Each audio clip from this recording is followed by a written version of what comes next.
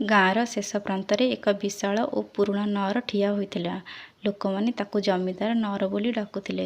ଉଚ୍ଚ ପଥରର ପାଚେରୀ, ବଡ଼ ଲୁହାର ଗେଟ୍ ଓ ଦୁଇ ପାର୍ଶ୍ୱରେ ଥିବା ପୁରୁଣା ଦୀପସ୍ତମ୍ଭ ତାହାର ରାଜକୀୟ ଗମ୍ଭୀରତାକୁ ଦେଖାଉଥିଲା। ନଅରର ମୁଖ୍ୟଦ୍ୱାର ଉପରେ ସୁନ୍ଦର କାରୁକାର୍ଯ୍ୟ ହୋଇଥିଲା। ଭିତରକୁ ପ୍ରବେଶ କଲେ ଏକ ବଡ଼ ଅଗଣା ଥିଲା, ଯେଉଁଠାରେ ତୁଳସୀ ଚଉରା, ରଙ୍ଗୀନ ଫୁଲ ଓ ସବୁଜ ଗଛ ଘରର ସୌନ୍ଦର୍ଯ୍ୟ ବଢ଼ାଉଥିଲା। ନଅରର ମଝିରେ ଥିଲା ଏକ ବଡ଼ ଦରବାର ଘର। ସେଠାରେ ପୁରୁଣା ଆସବାବ, କାନ୍ଥରେ ପୂର୍ବଜମାନଙ୍କର ଚିତ୍ର ଓ ବଡ଼ ଝୁମର ଲାଗିଥିଲା। ସେହି ଘର ଜମିଦାର ପରିବାରର ଗୌରବର ସାକ୍ଷୀ ଥିଲା। ନଅରର ପଛରେ ଥିଲା ଏକ ବିଶାଳ ବଗିଚା।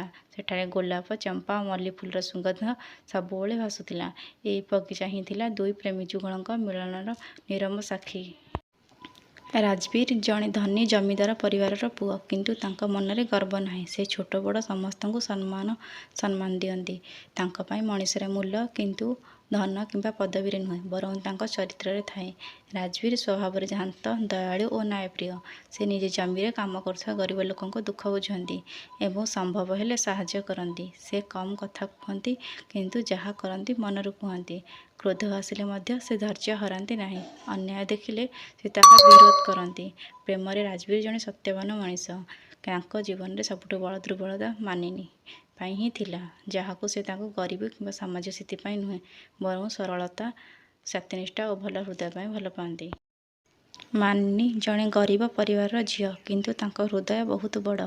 ଛୋଟବେଳୁ ସେ ଅନେକ କଷ୍ଟ ଦେଖିଛି, ତଥାପି ତାଙ୍କ ମୁହଁରେ ହସ ଓ ମନରୁ ଭଲ ପାଇବା କେବେ ଦୂର ହୋଇନାହିଁ।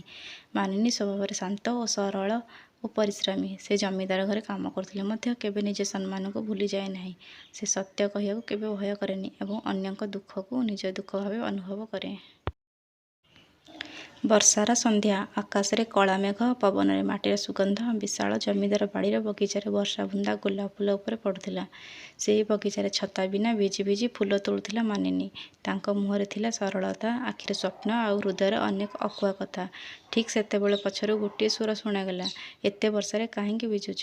ମାନିନୀ ପଛକୁ ଫେରି ଦେଖି ସାମ୍ନାରେ ଠିଆ ହୋଇଥିଲେ ଯୁବ ଜମିଦାର ରାଜବୀର। ତାଙ୍କ ହାତରେ ଥିଲା ଗୋଟିଏ ଛତା। ରାଜବୀର ଛତାଟି ମାନିନୀଙ୍କ ମୁଣ୍ଡ ଉପରେ ଧରିଦେଲେ। ମାନିନୀ ଆଶ୍ଚର୍ଯ୍ୟରେ କହିଲା, "ମାଲିକ, ଆପଣ ଭିଜିଯିବେ।" ରାଜବୀର ହାଲୁକା ହସି କହିଲା, "ମୁଁ ଭିଜିଗଲେ କିଛି ହେବନି, କିନ୍ତୁ ତୁମର କିଛି ହେଲେ ମୋତେ କଷ୍ଟ ହେବ।" ମାନିନୀ କିଛି କହିପାରିଲା ନାହିଁ। ସେ ପ୍ରଥମ ଥର ପାଇଁ ଅନୁଭବ କଲା ଯେ କେହି ତାଙ୍କୁ ଚିନ୍ତା କରୁଛନ୍ତି। ଦୁହେଁ ଏକ ଛତା ତଳେ ଧୀରେ ଧୀରେ ନଅର ଆଡ଼କୁ ଚାଲିଲେ। ବର୍ଷାର ଶବ୍ଦ ମଧ୍ୟରେ ଦୁହିଁଙ୍କ ନୀରବତା ଅନେକ କଥା କହୁଥିଲା। ସେହି ଦିନଠାରୁ ପ୍ରତିଦିନ ସକାଳେ ରାଜବୀର ବଗିଚାକୁ ଆସୁଥିଲେ, କେବଳ ମାନିନୀକୁ ଗୋଟେ ଥର ଦେଖିବା ପାଇଁ। ଆଉ ମାନିନୀ ମଧ୍ୟ ଅଜାଣତେ ସେହି ସମୟକୁ ଅପେକ୍ଷା କରିବାକୁ ଲାଗିଲା। ଏହିପରି ଆରମ୍ଭ ହେଲା ଏକ ପ୍ରେମ କାହାଣୀ, ଯାହାକୁ ସମାଜ କେବେ ସହଜରେ ସ୍ୱୀକାର କରିବାକୁ ପ୍ରସ୍ତୁତ ନଥିଲା। ମାନିନୀ ଏକାକୀ ଠିଆ ହୋଇ ଆକାଶର ତାରା ଦେଖୁଥିଲା। ହଠାତ୍ ରାଜବୀର ସେଠାକୁ ଆସି କହିଲେ, "ଏତେ ରାତିରେ ଏକାକୀ ଠିଆ ହୋଇ କ'ଣ ଭାବୁଛ?" ମାନିନୀ ହସି କହିଲା, "ଭାବୁଥିଲି ଭଗବାନ ସମସ୍ତଙ୍କ ଭାଗ୍ୟରେ କ'ଣ ଲେଖିଛନ୍ତି।" ରାଜବୀର ତାଙ୍କ ପାଖରେ ଠିଆ ହୋଇ କହିଲେ, "ମୋ ଭାଗ୍ୟରେ ଯାହା ସବୁଠାରୁ ସୁନ୍ଦର ଅଛି, ସେ ହେଉଛି ତୁମର ଆସିବା।" ମାନିନୀ ଲଜ୍ଜାରେ ମୁଣ୍ଡ ନୁଆଁଇଦେଲା ଆଉ କହିଲା, "ଆପଣଙ୍କ କଥା ଶୁଣିଲେ ଲାଗେ ମୁଁ ବହୁତ ଖାସ୍ ମଣିଷ।" "ତୁମେ ଖାସ୍ ଅଛ, କାରଣ ତୁମେ ମୋତେ ଜମିଦାର ଭାବେ ନୁହଁ, ଜଣେ ସାଧାରଣ ମଣିଷ ଭାବେ ଦେଖିଛ।" ମାନିନୀ ଧୀର ସ୍ୱରରେ କହିଲା, "କିନ୍ତୁ ଆମ ମଧ୍ୟରେ ଥିବା ଦୂରତାକୁ ନେଇ ମୋତେ ଭୟ ଲାଗେ।" ରାଜବୀର ହସି କହିଲେ, "ଦୂରତା ଦୁଇଟି ଘର ମଧ୍ୟରେ ହୋଇପାରେ, କିନ୍ତୁ ଦୁଇଟି ସତ ହୃଦୟ ମଧ୍ୟରେ ନୁହେଁ।" ମାନିନୀ ଆଖି ଉଠାଇ ରାଜବୀରଙ୍କୁ ଚାହିଁଲା, "ମୁଁ ଆପଣଙ୍କୁ କେବେ କିଛି ଦେଇପାରିବି ନାହିଁ। ମୋତେ ତୁମ ଧନ ଦରକାର ନାହିଁ। ତୁମ ହସ ଓ ତୁମ ସାଥୀ ହିଁ ମୋ ପାଇଁ ସବୁଠାରୁ ବଡ଼ ଉପହାର।" ଚନ୍ଦ୍ରମାର ଆଲୋକରେ ଦୁହେଁ ନୀରବ ହୋଇ ଠିଆ ରହିଲେ। ସେହି ରାତିରେ ସେମାନେ ବୁଝିଲେ, ସତ ପ୍ରେମ ଶବ୍ଦରେ ନୁହେଁ, ଅନୁଭବରେ ହିଁ ରହିଥାଏ। ପରଦିନ ସକାଳେ ସୂର୍ଯ୍ୟ ଉଦୟ ହେବା ପୂର୍ବରୁ ମାନିନୀ ବଗିଚାରେ କାମ ଆରମ୍ଭ କରିଦେଇଥିଲା। ତାଙ୍କ ମନରେ ଗତକାଲିର ବର୍ଷାର ସ୍ମୃତି ବାରବାର ଆସୁଥିଲା। ସେତେବେଳେ ରାଜବୀର ହାତରେ 2 କପ୍ ଗରମ ଚା ନେଇ ସେଠାକୁ ଆସିଲେ। "ମାନିନୀ, ସକାଳର ଥଣ୍ଡାରେ କାମ କରୁଛ, ଏ ନିଅ, ଚା ପିଅ।" ମାନିନୀ ଚମକି ଉଠିଲା, "ନାଇଁ ମାଲିକ, ମୁଁ କେମିତି ଆପଣଙ୍କ ସହ ଚା ପିଇବି? ଲୋକ ଦେଖିଲେ କ'ଣ କହିବେ?" ରାଜବୀର ହସି କହିଲେ, "ଲୋକ ସବୁବେଳେ କିଛି ନା କିଛି କହିବେ, କିନ୍ତୁ ମୋ ପାଇଁ ତୁମେ ଏ ଘରର ଜଣେ ସଦସ୍ୟ।" ମାନିନୀ ଲାଜରେ କପ୍ଟି ନେଲା। ଦୁହେଁ ବଗିଚାର ବେଞ୍ଚ ଉପରେ ବସି ଚା ପିଉଥିଲେ। ହାଲକା ପବନରେ ଫୁଲର ସୁଗନ୍ଧ ଭାସି ଆସୁଥିଲା। କିଛି ସମୟ ପରେ ରାଜବୀର ଧୀର ସ୍ୱରରେ କହିଲେ, "ମାନିନୀ, ମୁଁ ଗୋଟିଏ କଥା କହିବି।" "କୁହନ୍ତୁ ମାଲିକ।" ପୁଣି ମାଲିକ ମୋତେ ରାଜବୀର ବୋଲି ଡାକ। ମାନିନୀ ହସିଦେଲା। ରାଜବୀର ସାହସ କରି କହିଲେ, ତୁମକୁ ପ୍ରଥମ ଦିନ ଦେଖିବା ଠାରୁ ମୋ ମନ ବାରମ୍ବାର ତୁମ ପାଖକୁ ଟାଣି ନେଉଛି। ତୁମ ହସ, ତୁମ ସରଳତା ସବୁକିଛି ମୋତେ ଭଲ ଲାଗେ। ମାନିନୀର ଆଖି ଛଳଛଳ ହୋଇଗଲା। ରାଜବୀର ବାବୁ, ଏମିତି କଥା କୁହନ୍ତୁ ନାହିଁ। ଆପଣ ଜମିଦାର, ମୁଁ ଜଣେ ଦାସୀ। ଆମର ସମସ୍ତ କେବେ ବି ଏକ ହୋଇପାରିବା ନାହିଁ। ରାଜବୀର ତାଙ୍କୁ ଚାହିଁ ରହିଲେ। ଯଦି ହୃଦୟ ଏକ ହୋଇଯାଏ ତେବେ ରାସ୍ତା ମଧ୍ୟ ଏକ ହୋଇଯାଏ। ଠିକ୍ ସେହିପରି ଦୂରରୁ ମାନିନୀଙ୍କ କାକା ସବୁକିଛି ଦେଖୁଥିଲେ। ତାଙ୍କ ମୁହଁରେ ରାଗ ସ୍ପଷ୍ଟ ଦେଖାଯାଉଥିଲା। ସେ ମନେ ମନେ କହିଲେ, ଏହି ପ୍ରେମକୁ ମୁଁ କେବଳ ସଫଳ ହେବାକୁ ଦେବା ନାହିଁ। ଏମିତି ଦିନ ଚାଲେ। ତାଙ୍କ ଭିତରେ ପ୍ରେମ ବଢ଼ି ଚାଲିଥାଏ। ଦିନେ ଅଗଣାରେ ମାନିନୀ ଫୁଲମାଳ ଗୁନ୍ଥୁଥିଲା। ରାଜବୀର କହିଲା, ମାନିନୀ, ତୁମେ ଫୁଲମାଳ ଗୁନ୍ଥୁଛ? କ'ଣ କରିବ? ମାନିନୀ କହିଲା, ବାବୁ, ଫୁଲମାଳ କ'ଣ କରାଯିବ? ଠାକୁରଙ୍କ ପାଇଁ। ତାଙ୍କ ଗଳାରେ ଦେଲେ ସୁନ୍ଦର ଦିଶିବ। ହେଲେ ମୋ ଗଳା ତ ଖାଲି ଅଛି। ରାଜବୀର ଟିକେ ମଜା କରି କହିଲେ, ଆପଣ ତ ଜମିଦାର ବାବୁ, ଆପଣଙ୍କ ପାଇଁ ଅନେକ ଲୋକ ଅଛନ୍ତି। ରାଜବୀର ଧୀରେ କହିଲେ, ମୋ ପାଖରେ ଧନ ଅଛି, ଘର ଅଛି, ଜମି ଅଛି, କିନ୍ତୁ ମୋ ମନକୁ ଶାନ୍ତି ଦେବା ଭଳି ଜଣେ ମଣିଷ ନଥିଲେ।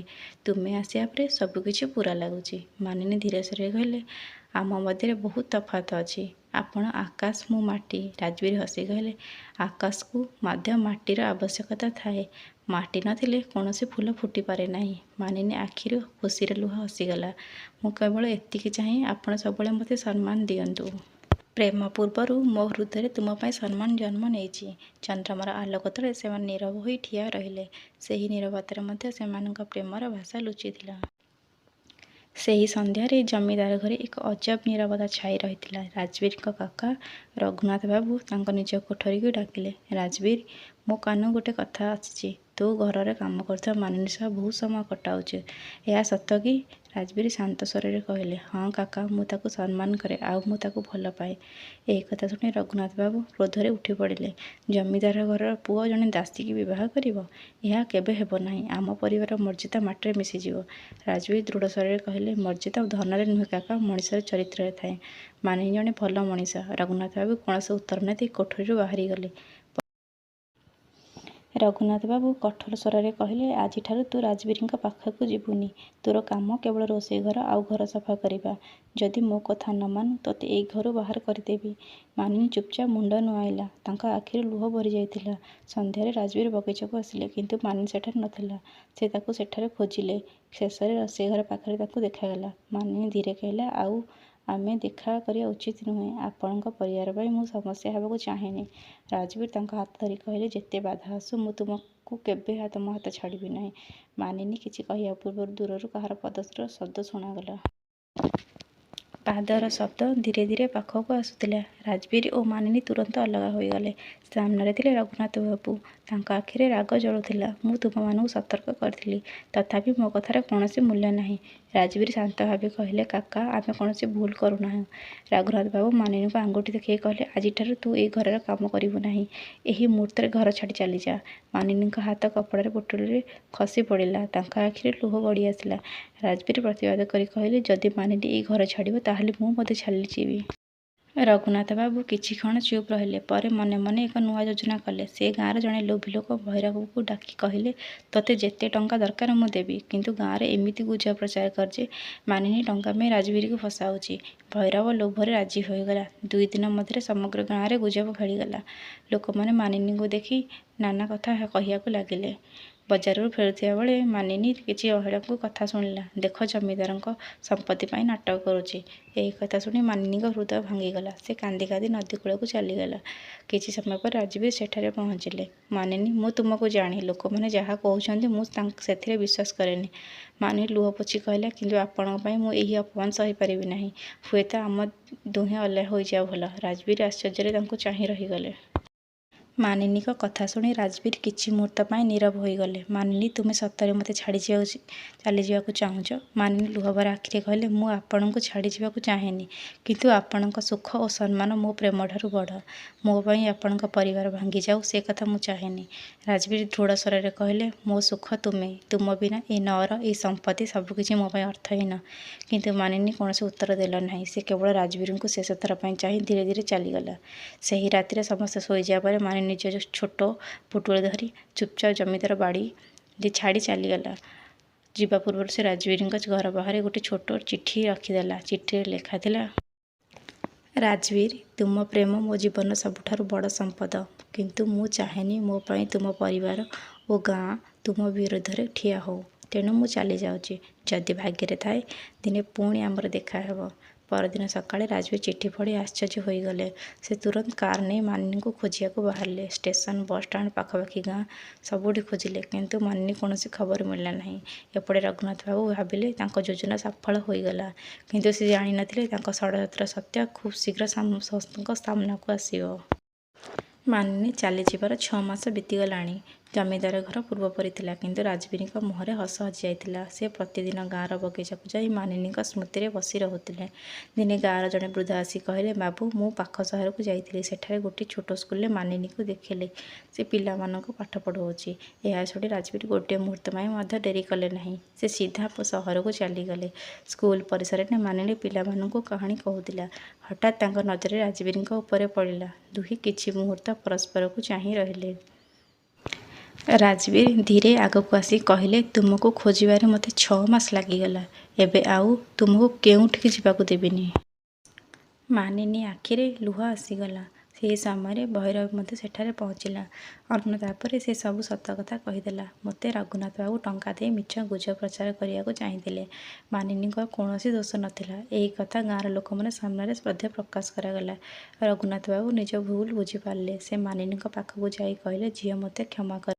ମୁଁ ତୁମକୁ ଭୁଲ ବୁଝିଥିଲି। ମାନିନୀ ନମ୍ର ସ୍ୱରରେ କହିଲେ, କ୍ଷମା କରିବା ହିଁ ସବୁଠାରୁ ବଡ଼ ମଣିଷତ୍ୱ। କିଛି ଦିନ ପରେ ସମଗ୍ର ଗାଁର ଉପସ୍ଥିତିରେ ରାଜବୀର ଓ ମାନିନୀଙ୍କ ବିବାହ ହେଲା।